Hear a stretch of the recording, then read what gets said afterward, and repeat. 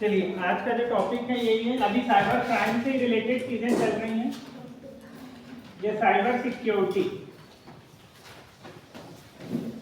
और इसमें आज हम जो पढ़ रहे हैं वो है क्रिप्टोग्राफी।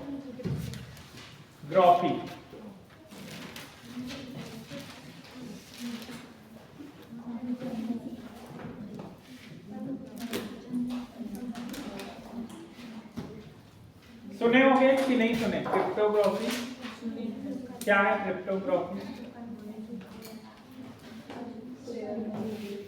वो तो क्रिप्टो करेंसी है। यदि शेयर मार्केट की बात कर रहे हैं तो वो क्रिप्टो करेंसी। यहां पर मैं कह रहा हूं क्रिप्टो, और ग्राफी का अर्थ होता है बहुत सी चीजों में ग्राफी आता है। ग्राफी मतलब लिखने से संबंधित, राइटिंग वर्क, इसलिए ये क्या हो जाएगा? राइटिंग वर्क से संबंधित चीज हो जाएगी। तो चलिए पहला पॉइंट आएगा क्रिप्टोग्राफी में छोटे छोटे group.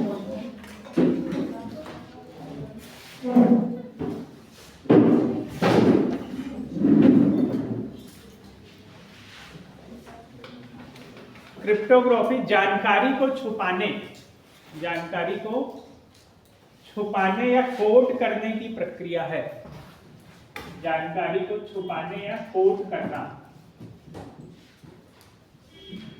Hide of information English में। जानकारी को छुपाने या कोड, ये जो अभी मैंने इसमें बताया था आपको, ठीक है, डिकोड एंड कोड करने की प्रक्रिया है, प्रोसेस है क्रिप्टोग्राफी। पहला पॉइंट क्लियर। सेकंड,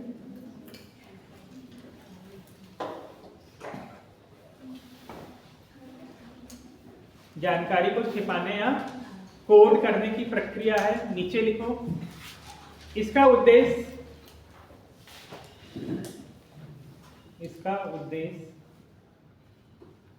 केवल उसी व्यक्ति को संदेश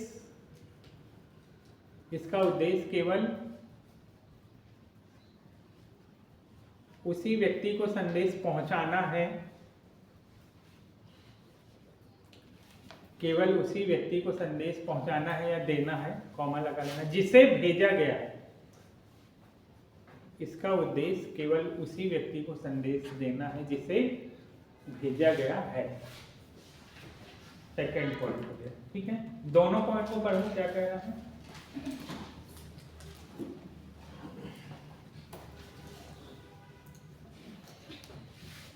कि संदेश को या मैसेज को कैसा भेजा जा रहा है? कोड करके। क्यों? कि केवल उसको वही व्यक्ति रीड कर सके जिसके लिए भेजा जा रहा है, अदर पर्सन इसको ना पढ़ सके ना समझ सके। This is called cryptography. नीचे एक और पॉइंट लिखना, इसका प्रयोग, इसका मतलब क्रिप्टोग्राफी का प्रयोग बैंक कार्ड या बैंकिंग कार्ड जो भी होता है,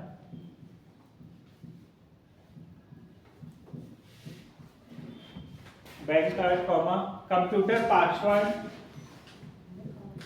बैंक कार्ड, कंप्यूटर पासवर्ड,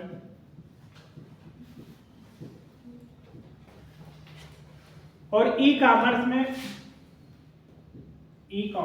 पहले से चल रहा है, ई-कॉमर्स में पहले से चल रहा है या हो रहा है, इसका प्रयोग, इसका मतलब क्रिप्टोग्राफी का।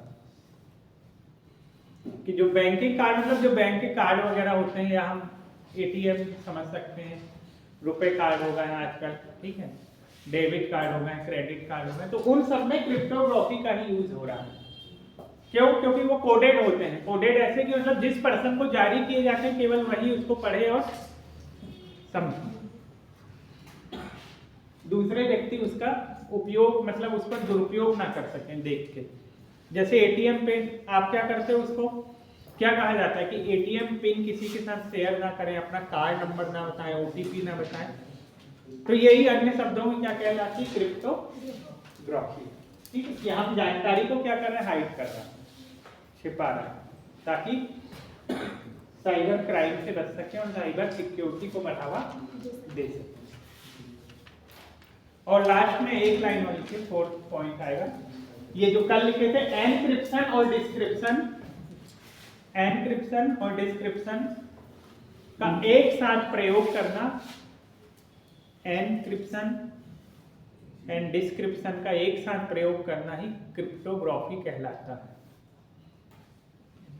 एनक्रिप्शन एंड डिस्क्रिप्शन, कल ये दोनों चीजें हमने पढ़ी है, नीचे लिखा हुआ है, का एक साथ प्रयोग करना ही क्रिप्टोग्राफी है।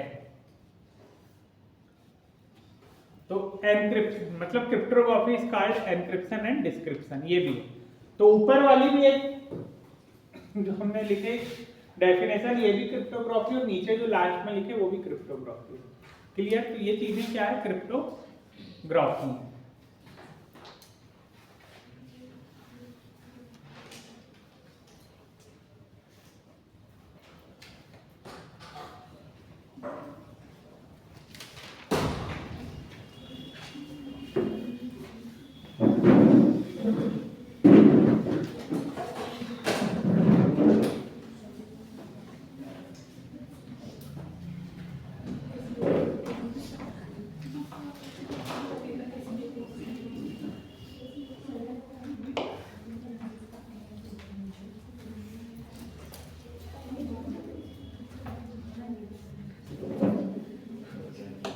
चलो एक और, मतलब ये हो गया क्रिप्टोग्राफी। इसके बाद नेक्स्ट साइड हेडिंग डाल दो, ब्लॉकचेन तकनीक। हिंदी और इंग्लिश दोनों में लिख रहा हूँ, ब्लॉक। अब ये छोटे छोटे ऐसे टॉपिक आ रहे हैं, ब्लॉकचेन तकनीक, या इसी को ब्लॉकचेन टेक्निक कहा जाता है।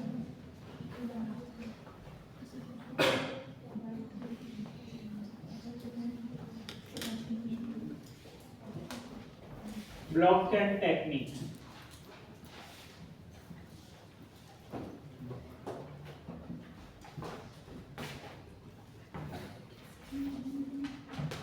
हाँ ये क्या है, इसकी डेफिनेशन आएगी, डिजिटल रूप से या डिजिटली रूप से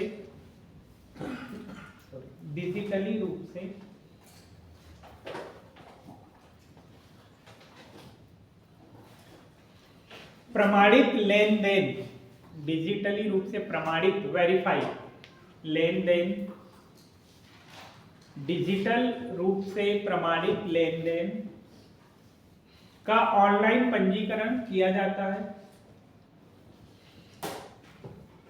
डिजिटल रूप से प्रमाणित लेन देन का ऑनलाइन पंजीकरण मतलब रजिस्ट्रेशन किया जाता है, पंजीकरण रजिस्ट्रेशन किया जाता है,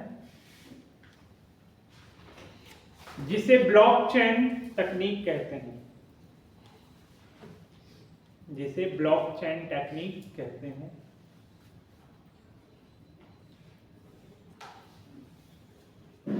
पहला पॉइंट, ठीक है, मतलब फर्स्ट लाइन हो गई इसका।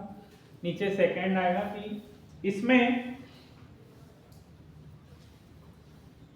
प्रत्येक कंप्यूटर दूसरे कंप्यूटर नेटवर्क से, इसमें प्रत्येक कंप्यूटर दूसरे कंप्यूटर नेटवर्क से ऑटोमेटेड कनेक्टेड होता है, ऑटोमेटेड वो जुड़ा होता है, मतलब ब्लॉकचेन तकनीकी में क्या हो रहा है, एक कंप्यूटर दूसरे कंप्यूटर नेटवर्क से ऑटोमेटिकली कनेक्टेड होता है।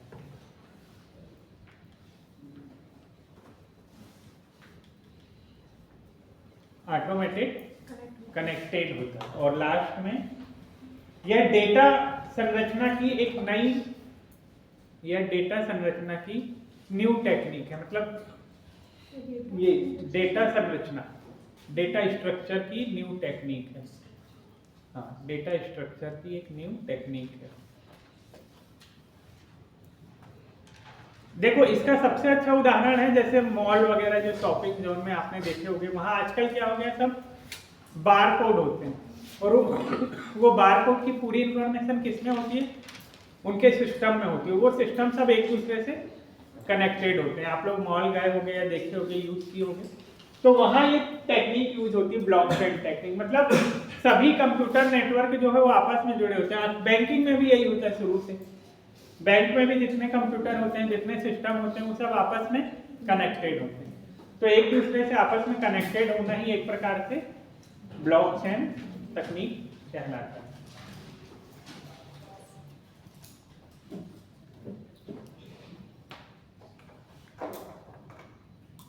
फिर एक और है साइबर चेक। नेक्स्ट है साइबर चेक, वही बैंक वाला check,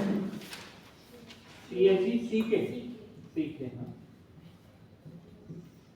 cyber check.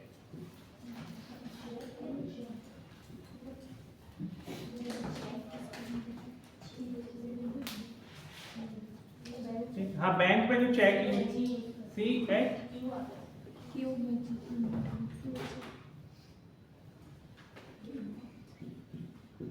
Q E ऐसा है, हाँ ये CHEQE, के नहीं आएगा कभी, CHEQE।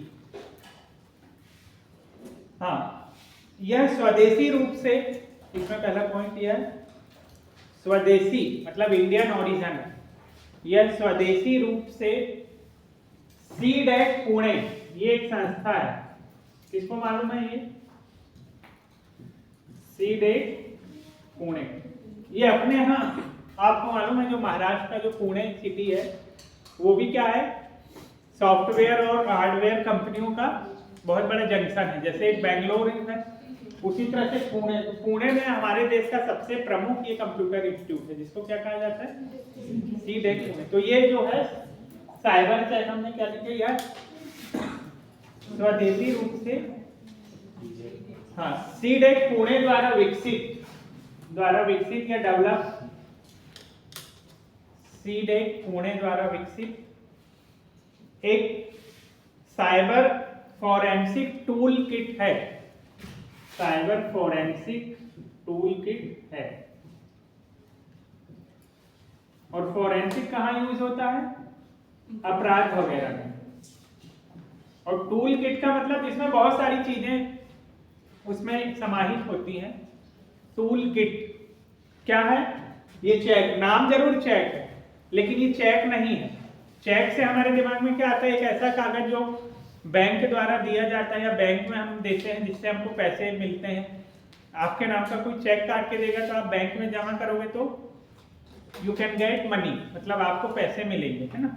लेकिन यहाँ पर उसका मतलब नहीं, यहाँ पर चेक क्या है, ये है टूल किट, और इसको डेवलप किसने किया है सीडेक पुणे, इंडिया की फेमस कंप्यूटर इंस्टीट्यूट है ये सीडेक पुणे, मतलब गवर्नमेंट इंस्टीट्यूट है ये, ठीक है। और इसने क्या ये साइबर फॉरेंसिक, मतलब एक प्रकार से साइबर अपराध को रोकने के लिए एक टूल किट या ऐसी सामग्री का विकास किया गया जिसको नाम क्या दिया गया साइबर चेक, ठीक है। ये याद रखना कि चेक से हमको बैंक का चेक नहीं समझना, चेक का मतलब यहाँ पर क्या है टूल किट, और इसका यूटिलाइज किसमें हो रहा है फॉरेंसिक, और फॉरेंसिक जो शब्द है वो जब भी आए तो जो फॉरेंसिक रिलेटेड होता है क्राइम से, ठीक है। जैसे आपने देखे होंगे फॉरेंसिक लैब होती है, सुने होंगे टीवी वगैरह में, है ना, फिल्मों में आजकल ये आम शब्द हो गया है सॉरी। और जो साउथ की मूवी रहती है उसमें मोस्टली यूज होता है फॉरेंसिक, क्यों, क्योंकि यहाँ फॉरेंसिक ये साइंस का डिपार्टमेंट होता है, मतलब यहाँ सभी चीज की एकदम सूक्ष्म जांच होती है, ठीक है, ताकि वास्तविक अपराधी और वास्तविक अपराध का अध्ययन किया जा सके। ये क्लियर, पहला पॉइंट समझ में आ गया। सेकंड इसमें एक और है, एनी प्रॉब्लम। दूसरा पॉइंट इसमें आएगा साइबर चेक में, इसका उपयोग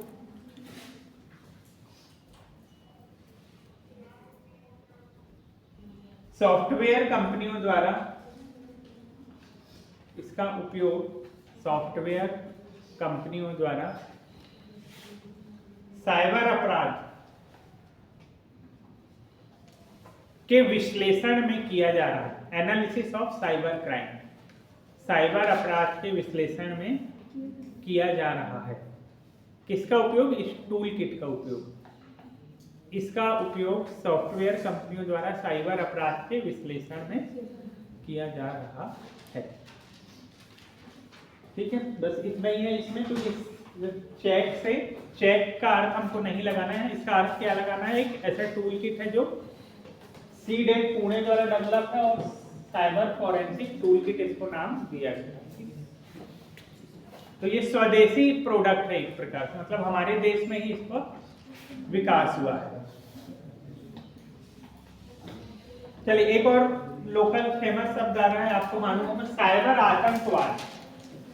अगली साइड है जी साइबर टेररिज्म इंग्लिश में। टेररिज्म क्या हुआ? एक मिनट पहले हिंदी में लिखिए, साइबर आतंकवाद।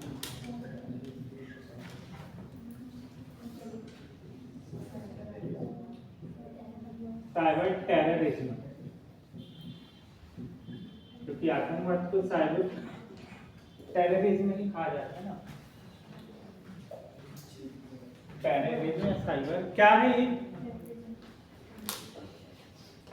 पढ़े हो इसको? पढ़े नहीं सुने? क्या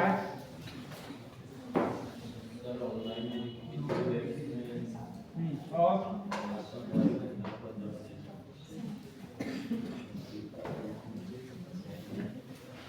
सिंपल जो आतंकवाद है, टेररिज्म है, उसको कंप्यूटर या इंटरनेट के माध्यम से फैलाना ही साइबर आतंकवाद है। तो लिख लीजिए, कैसे लिखेंगे कि किसी व्यक्ति या समूह द्वारा किसी व्यक्ति या इसमें लिखना है साइबर आतंकवाद में डैश करके, किसी व्यक्ति या समूह द्वारा सामाजिक धार्मिक और वैचारिक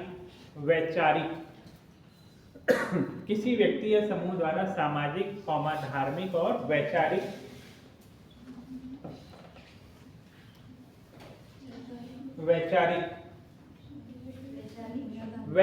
मतलब थॉटिकल, सामाजिक, आर्थिक, धार्मिक और वैचारिक मतलब विचारधारा। जैसे आतंकवादियों की विचारधारा क्या है? केवल हिंसा की है। वो सामान्य भाषा नहीं समझते, मतलब आप उनको कितना ज्ञान दो, उनके दिमाग में कोई प्रभाव नहीं पड़ेगा। उनका केवल एक उद्देश्य, क्या उद्देश्य? भय फैलाना, हिंसा करना और हत्या करना या बम फोड़ना। ये तो यही, इसीलिए ये शब्द आ रहा है वैचारिक, सामाजिक, धार्मिक और वैचारिक रूप से भयभीत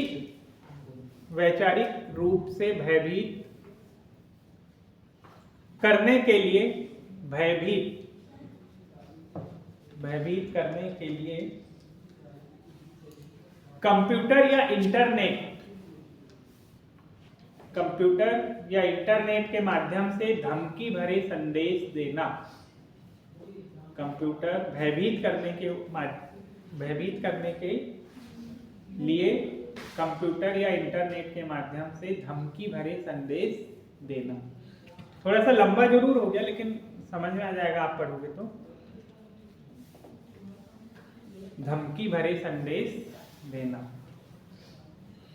किसके माध्यम से? कंप्यूटर या, और कौन दे रहा है? साइबर, जो आतंकवादी लोग हैं। और तीन तरीके कौन कौन से हैं? सामाजिक मतलब जो उनके सोशल थॉट हैं, और धार्मिक रिलीजियस थॉट है। जैसे पाकिस्तान, उधर ये जितने भी ये इस्लामिक कंट्रीज है, वहीं यही होता है कि धर्म के नाम पर लोगों को गुमराह किया जाता है, जो वहाँ के नवयुवक है। अब जैसे पाकिस्तान का एक उदाहरण लो, ये एक ऐसा देश है जिसके पास कोई विजन नहीं है। विजन मतलब कोई विचारधारा नहीं है, कोई दृष्टि नहीं है, भविष्य के लिए वहाँ पर कोई ऐसी योजना नहीं है।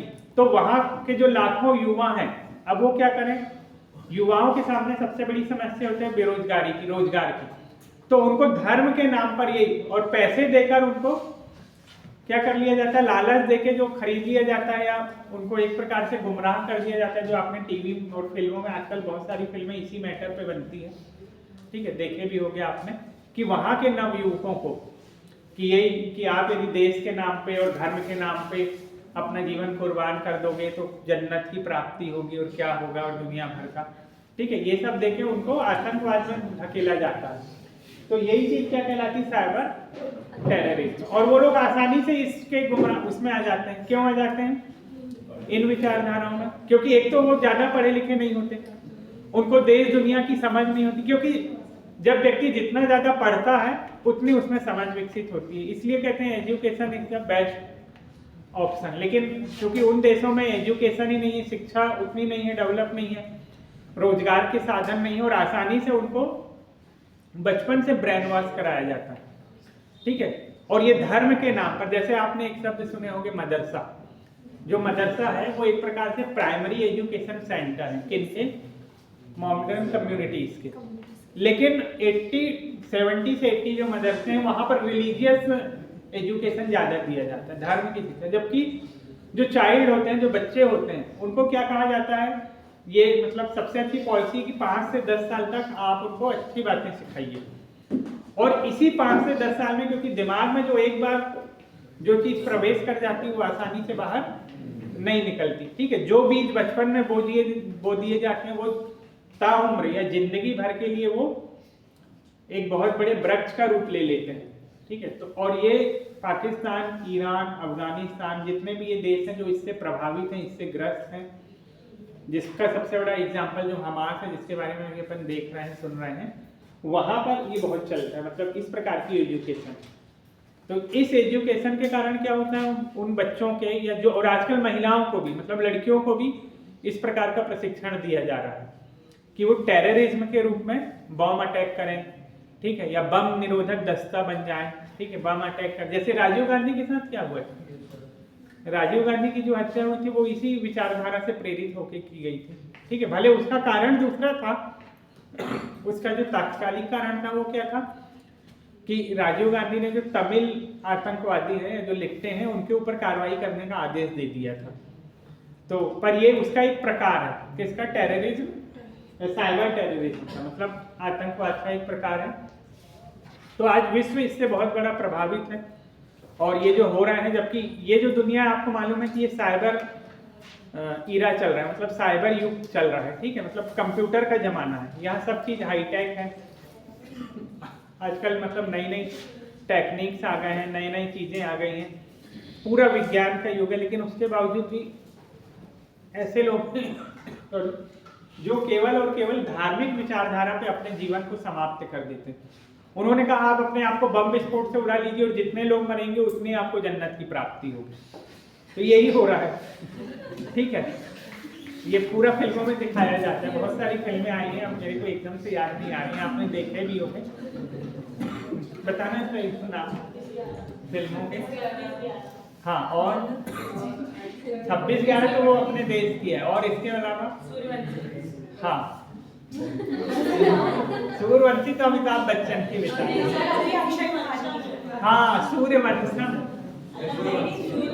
सूर्यवंशी, वो सूर्यवंशम तो उसकी है, सेट मैक्स वाली है। हाँ सूर्यवंशी वाकई, जिसमें 2-3 हीरो है ना, अक्षय भी है और अब याद आ गया।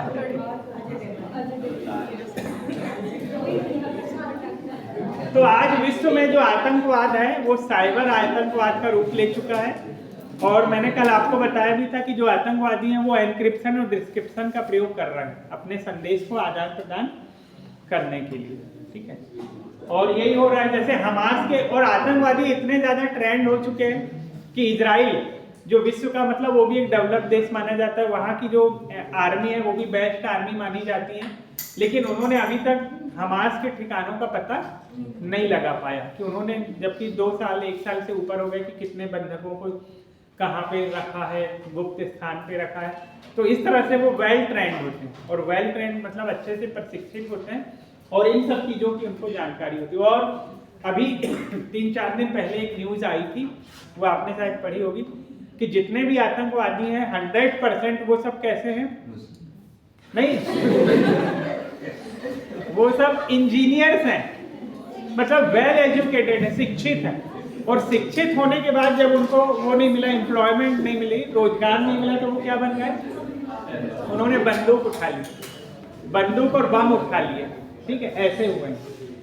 तो इसमें आप बिल्कुल नहीं रहना कि जो आतंकवादी वो अनपढ़ है, गवार है, ऐसा नहीं। आजकल के जितने आतंक वो सब हाई एजुकेटेड, हाई टेक लोग, इसलिए उनको टेक्निक का भी पता है और टेक्निक को किस तरह से डिस्ट्रॉय करना है ये भी पता है, ठीक है। तो जो इसलिए आतंकवाद जो है वो कदम से कदम मिला के चल रहा है, मतलब समाप्त इसलिए नहीं हो रहा कि हम एक कदम चलते हैं तो वो 2 कदम आगे चल जाते हैं, ठीक है। तो ये आतंकवादियों की सोच है और आजकल के आतंकवाद जो है वो हाईटेक होते जा रहे हैं, तो इसलिए उसको समाप्त करने में प्रॉब्लम भी आ रही। तो आजकल का जो जमाना है वो साइबर टेररिज्म का जमाना है, ठीक है। मतलब वो वाली बात नहीं है कि पहले जो आतंकवादी थे अब वैसे नहीं, अब वो भी हाईटेक हो गए हैं, वो भी वेल एजुकेटेड हो गए हैं, उनको भी टेक्निक्स की जानकारी है और वो अपने अंजाम भी किस रूप में दे रहे हैं, साइबर के रूप में कर रहे हैं।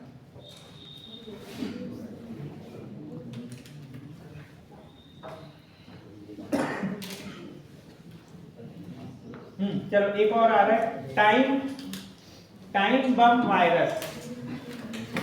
टाइम बम तो हमने फिल्मों में सुने हैं, है ना। अब यहाँ पर वो आ गया वायरस के रूप में।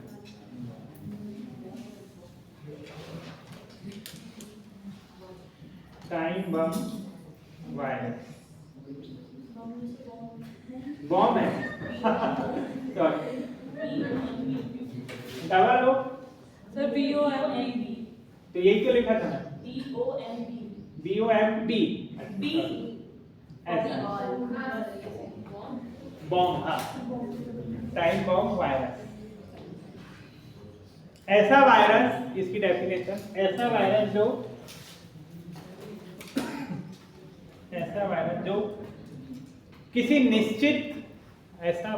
जो किसी निश्चित मतलब पर्टिकुलर डेट, निश्चित दिनांक कॉमा दिन तथा समय, निश्चित दिनांक दिन तथा समय पर ही सक्रिय होता है। निश्चित दिन दिनांक तथा समय पर ही सक्रिय होता है। और एक लाइन और लिखो पहले नीचे, इस प्रकार के वायरस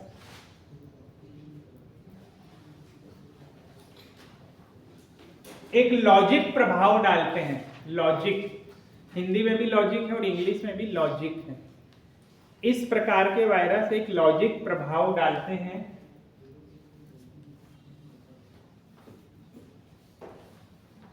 इसलिए इन्हें लॉजिक बम वायरस भी कहा जाता है।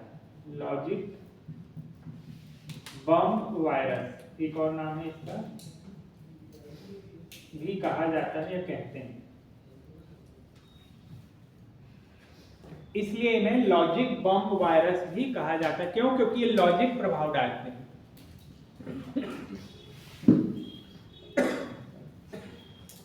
पढ़ लो इसको पहले, फिर मैं बता रहा हूं। ये भी इंटरेस्टिंग है, जैसे ये इंटरेस्टिंग था।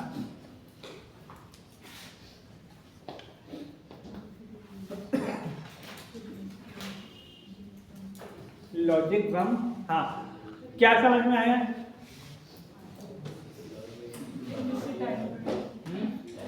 हाँ, perfect time, day and date.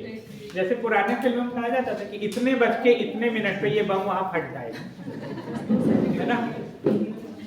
तो वो उस चीज की एक क्या हो जाती है, एक सेंटिमेंटल दहशत टाइप आ जाती है। मतलब एक ऑटोमेटिकली दिमाग में ये प्रभाव हो जाता है कि इस स्थान पर इतने बजे ये चीज होने वाली है।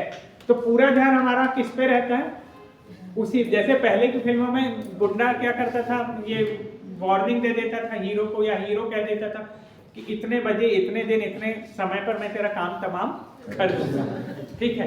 तो एक लॉजिकल इफेक्ट पड़ता है बॉडी पर कि इस दिन ऐसा हो जाएगा, ठीक है। भले ऐसा हो या ना हो, उसने केवल अफवाह फैलाई है, ठीक है। ये केवल र्यूमर्स भी हो सकती है, मतलब अफवाह भी हो सकती है, लेकिन सामने वाले को इफेक्ट डालने के लिए।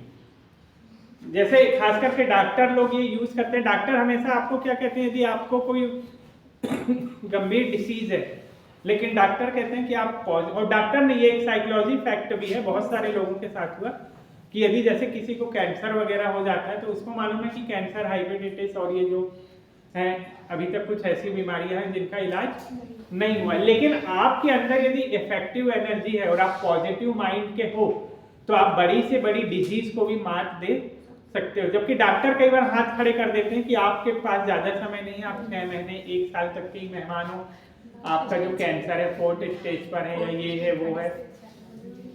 लेकिन आपके अंदर यदि क्या है, जीवन जीने की जिजीविसा है, जिसको हिंदी में कहा जाता है, ठीक है, डेडिकेशन है या कुछ करने का है, तो आप उस चीज को भी हरा कर पुनः सक्सेस हो सकते हो। बहुत सारे लोगों के साथ हुआ, जैसे युवराज सिंह, आपने मनीषा कोइराला हिंदी फिल्म, इनको भी कैंसर था, लेकिन इन्होंने कैंसर को मात देके आज अपने जीवन को फिर से शुरू कर दिया। तो ये एक लॉजिकल इफेक्ट होता है कि कोई भी चीज जो आपके लिए हानिकारक हो या नुकसानदेह हो, लेकिन आप यदि उसको हराने का ठान लेते हो तो आप वैसा कर सकते हैं। ऐसे एग्जाम में होता है कि यदि आप किसी एग्जाम को क्रैक करने का क्या कर लो, एक प्रकार से उसके प्रति प्रण ले लो या प्रतिज्ञा ले लो और उस दिशा में वैसा काम करना शुरू कर दो, तो आपको सक्सेस मिलेगी। और अभी जैसे एमपीपीएससी का जो रिजल्ट आया 2 दिन पहले, 2022 का जो रिजल्ट आया, उसमें जो टॉप 6 क्या है, गर्ल्स हैं, उसमें बहुत सी गर्ल्स ने यही बताई है कि हमने बचपन में सोच लिए थे, क्योंकि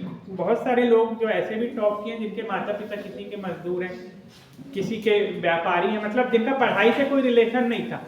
नहीं तो मोस्टली क्या होता है, जैसे हमारे घर में कोई ना कोई यदि एजुकेटेड है तो हमको वो एजुकेशन के प्रति क्या करता है, लगातार प्रेरित करता है, हाँ सजेस्ट करता है।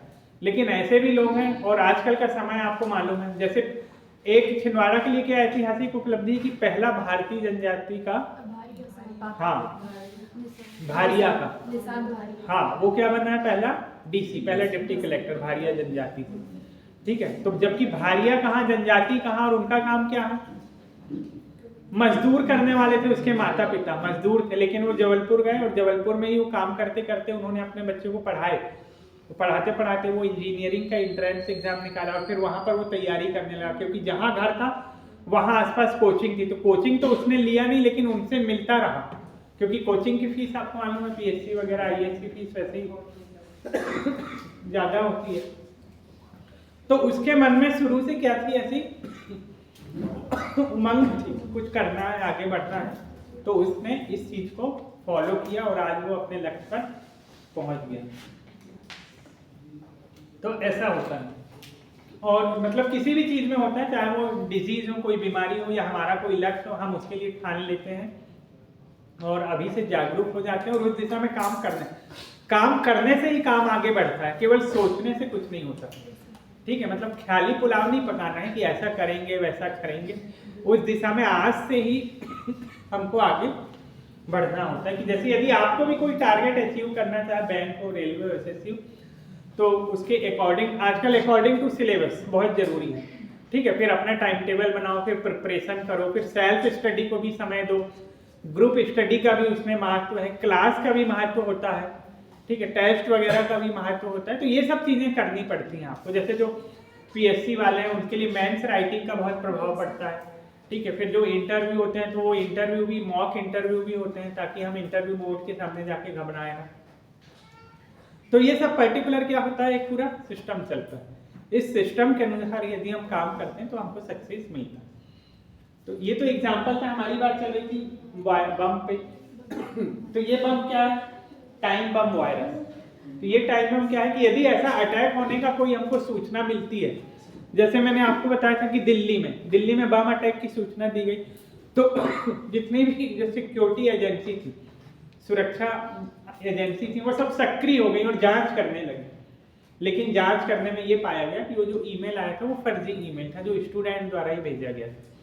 लेकिन एजेंसियां तो सक्रिय होती हैं। इसी तरह आजकल ट्रेनों में अफवाह फैला दिया जाता है कि ट्रेन की बोगी में, इस बोगी में, इस नंबर की रूट पे क्या है, ट्रेन बम रखा हुआ है। एयरप्लेन में बम की अफवाह फैला दी जाती है, तो पूरा वो बम को वो मतलब एरोप्लेन को रोक दिया जाता है, पैसेंजर को उतार दिया जाता है।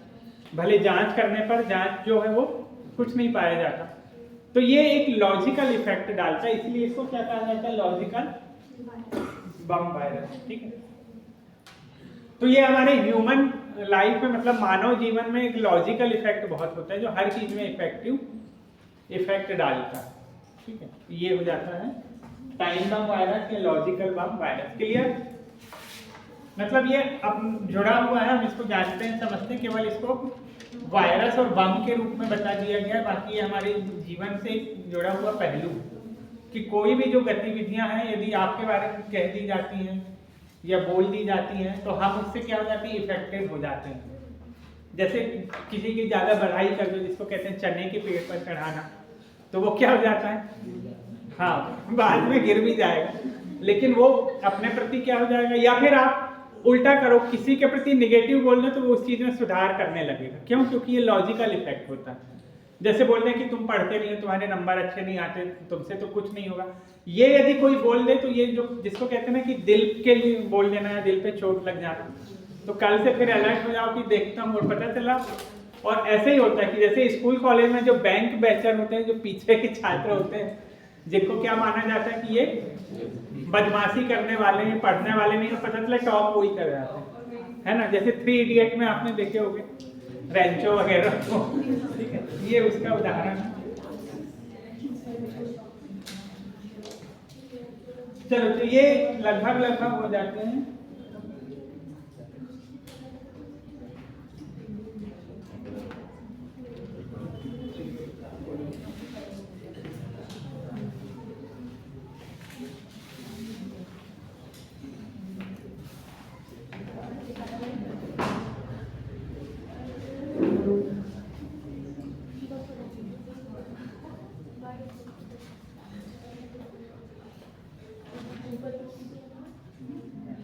एक और है साइबर डोम। अब एक शब्द आ रहा है डोम।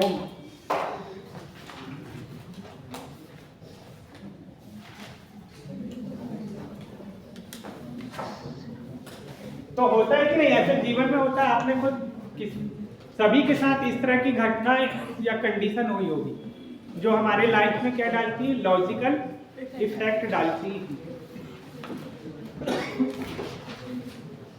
अगला साइबर डोम,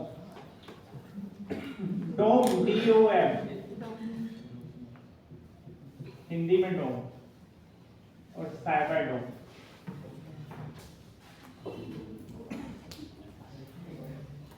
ये भी भारत का यह इसमें लिखो पहला पॉइंट यह केरल पुलिस, केरला जो हमारे यहाँ का स्टेट है, यह केरल पुलिस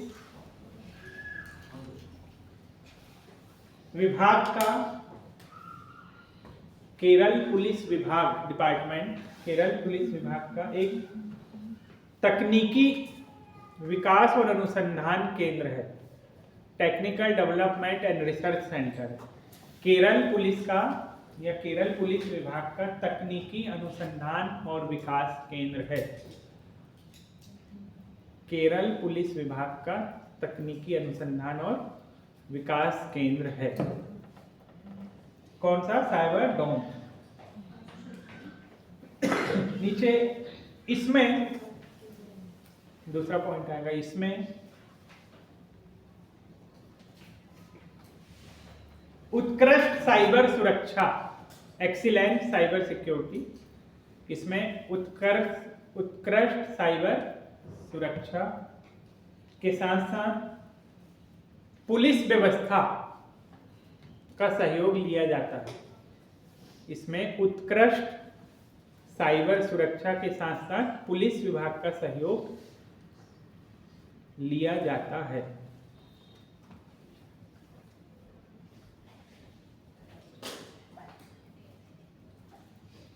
और नीचे तीसरा पॉइंट, इसका उद्देश्य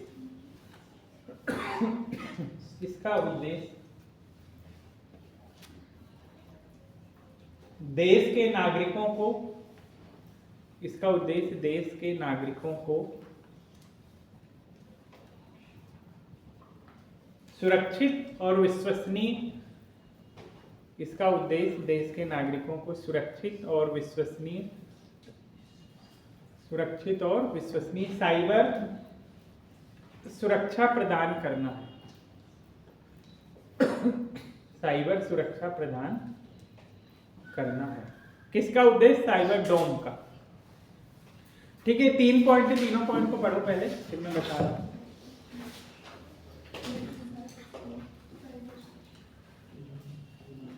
साइबर डोम के 3 पॉइंट हैं।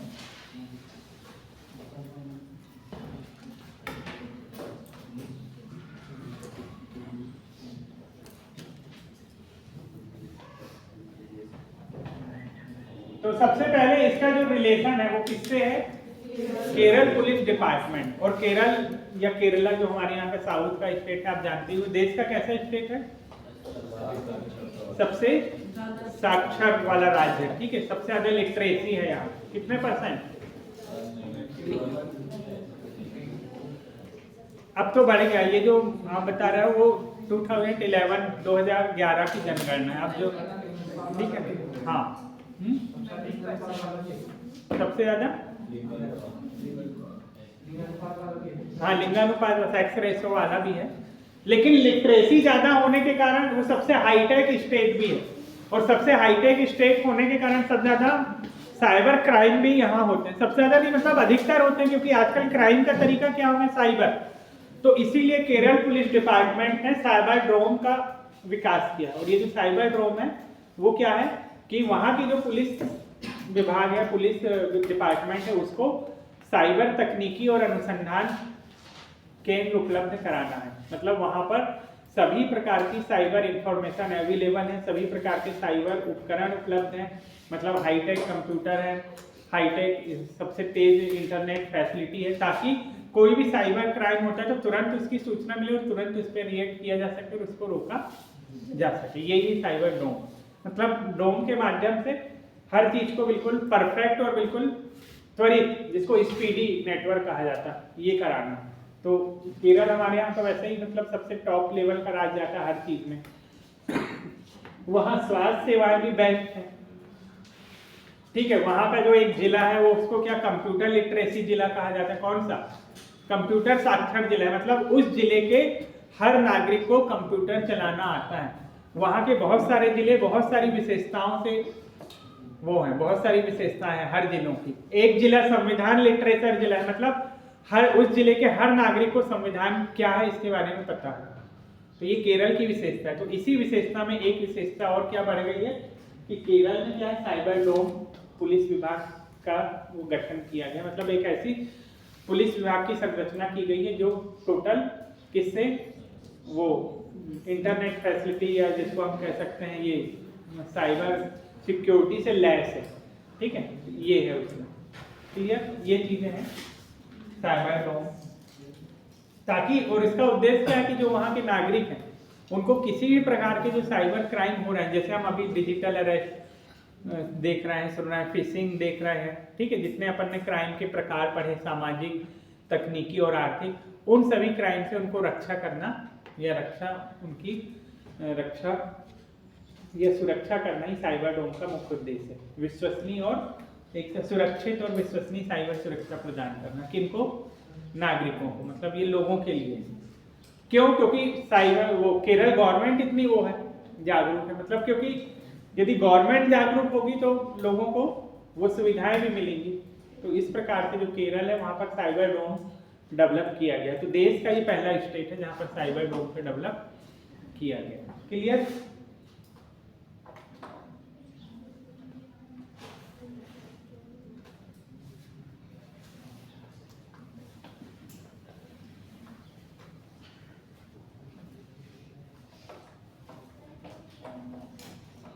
एक आता है ब्लू बगिंग, एक और है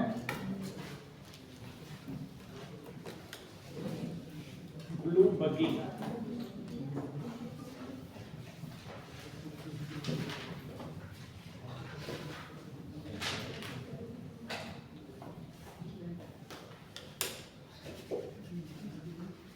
ये क्या है ब्लू बगिंग?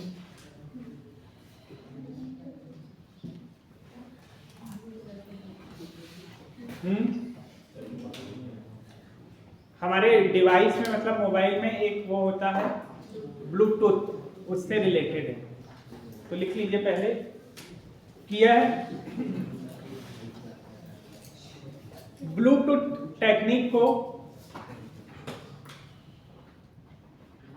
या ब्लूटूथ टेक्निक को इफेक्टेड करने वाला प्रोग्राम है। ब्लूटूथ टेक्निक या तकनीक को इफेक्टेड, प्रभावी, हिंदी में प्रभावी लिखा और इंग्लिश में इफेक्टेड करने वाला का प्रोग्राम है ब्लू बगिंग। ब्लूटूथ तकनीक को इफेक्टेड करने वाला प्रोग्राम है, मतलब जो ब्लूटूथ है उसको प्रभावित करता है। कौन? Blue bugging. सेकंड एक और पॉइंट आएगा, इसका उद्देश्य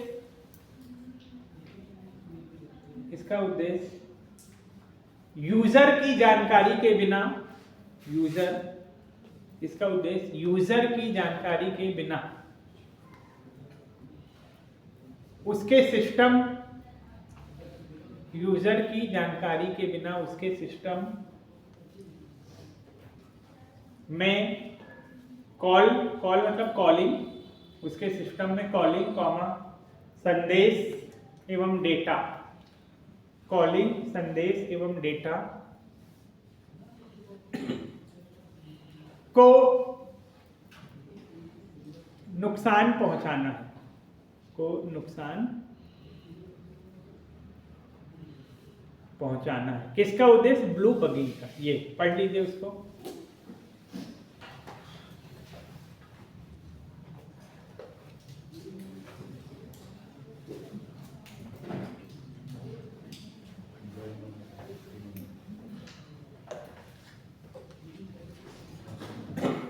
देखिए ब्लू बगिंग में ये जो शब्द है वो बग से रिलेटेड, मतलब इसका यदि हम संधि विकसित करेंगे तो बग आएगा, है ना। और बग जो है, बग क्या होता है? बग एक प्रकार के वायरस, ठीक है, बग को वायरस भी कहा जाता है। और वायरस क्या करते हैं? नुकसान पहुंचाते हैं, डिफेक्ट डालते हैं, डिफेक्टेड करते हैं। तो ये अब चूंकि इसका नाम ब्लू बगिंग है तो ये किसको डिफेक्टेड कर रहा है? ब्लूटूथ। और ब्लूटूथ के माध्यम से ये हमारी कॉलिंग, मतलब जैसे कॉल बार बार डिस्कनेक्ट होना, कॉल में आवाज में क्लियरिटी ना होना, ठीक है, इस प्रकार से डाटा मतलब यही जो हमारी इंफॉर्मेशन है वो लीक हो जाना। और मैसेज भी यहाँ से वहाँ पहुँच जाना, या मैसेज सही हम जिसको भेज रहे हैं वहाँ तक नहीं पहुँच रही, या मैसेज में कुछ डिकोड हो जाना ताकि मैसेज हमको सही रूप से नहीं मिल पा रहा है, वो सब चीज़ें इसमें शामिल है। किसमें? Blue bugging. और ब्लूटूथ सबके मोबाइल में ऑलरेडी होते ही है, ठीक है। तो इसका जो टारगेट है वो क्या है? ब्लूटूथ, ठीक है। पहले, अब तो क्या ब्लूटूथ का यूज कम होता है, लेकिन होता है। पहले एक समय था जो मोस्टली ब्लूटूथ का यूज होता था, जब डेटा वगैरह इतने सस्ते नहीं थे तो हम क्या करते थे, चलो ब्लूटूथ चालू करो और यहाँ से वहाँ पिक्चर, फोटो, सॉन्ग ये सब लेना देना होता था। लेकिन जब से भारत में दूरसंचार क्रांति आई और 4G 3G ये आई, डाटा वगैरह आए और कंपनियां आ गई, तब से ब्लूटूथ का उतना प्रभाव नहीं रहा। लेकिन आज भी ब्लूटूथ यूजेबल है। तो ये जो ब्लू बगिंग है वो ब्लूटूथ से संबंधित है।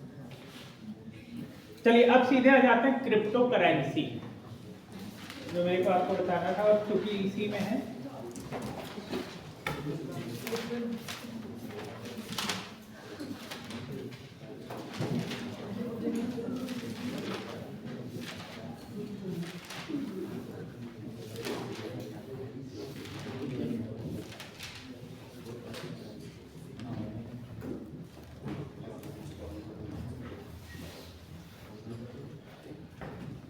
क्रिप्टो करेंसी, क्रिप्टो जैगिंग हुई थी, उसको अच्छे से पढ़ो। चाय पी लिए हो ना, तो प्रेजेंस ऑफ माइंड रहो। क्रिप्टो जैगिंग, उससे 2 शब्दावलियां हुई है, लेकिन क्रिप्टो करेंसी मैंने अभी नहीं पढ़ाया हूँ, वो पढ़ाना है। अभी बहुत चल रही थी, अभी केवल इतना बताया था कि जो क्रिप्टो करेंसी है वो भारत में मान्य नहीं है, विश्व में चल रही है शेयर मार्केट में, और ये क्या दे रही? बहुत ज्यादा फायदा भी दे रही, लेकिन इसके डी इफेक्ट भी हुए, मतलब बुरे प्रभाव भी पड़े। कि छिंदवाड़ा में कुछ लोगों ने क्रिप्टो करेंसी में अपने पैसे लगाए थे और उनके पैसे डूब गए, तो एक ने तो सुसाइड तक कर लिया था। ये बहुत पहले की न्यूज हो गई, 4-6 महीने पहले। तो इसीलिए अब मैं इसके बारे में थोड़ी सी डिटेल बता दे रहा हूँ क्या है। पहला पॉइंट, यह मुद्रा का एक डिजिटल रूप है। सिंपल शब्दों में लिखो, छोटे छोटे पॉइंट लिखेंगे। यह मुद्रा, मुद्रा मतलब करेंसी का डिजिटल रूप है। यह मुद्रा या करेंसी का क्या रूप है? डिजिटल रूप है, तथा यह आभासी है। आभासी मतलब, ये हिंदी का शब्द बताओ जरा। हाँ, वेरी गुड, काल्पनिक। दिस इज नॉट है, मतलब उसमें नहीं, हाँ काल्पनिक, कल्पना में है ये, मतलब जैसे नोट हमने कहा तो आपके जेब में, पर्स में, आपके पास आपके वॉलेट में नोट मिल जाएंगे, कॉइन मिल जाएंगे। लेकिन क्रिप्टो करेंसी अभी भी क्या है? आभासी। आभास में मतलब कल्पना में है, ठीक है, सही में नहीं है, मतलब वास्तव में नहीं है। तो ये डिजिटल रूप है और कैसी है? आभासी मुद्रा है। एक क्वेश्चन आया था तो उसमें ऑप्शन में थे, तो आभासी भी ऑप्शन सही था। ये काल्पनिक है। जो लेन देन ऑब्लिक शेयर मार्केट, जो लेन देन मतलब लेने देने में ऑब्लिक शेयर मार्केट में प्रयोग की जा रही है, जो लेन देन और शेयर मार्केट में प्रयोग मतलब प्रयोग की जा रही है, चल रही है, कौन सी? Crypto currency. इसलिए तो लोग बाग इसके फायदे देखकर आकर्षित हो रहे हैं। लेकिन कई बार यही होता है कि जैसा दिखाया और बताया जाता है वैसा होता नहीं। जैसे शेयर मार्केट जो लोग जानते हैं, शेयर यदि एक दिन ऊपर जाता है दूसरे दिन नीचे भी गिरता है।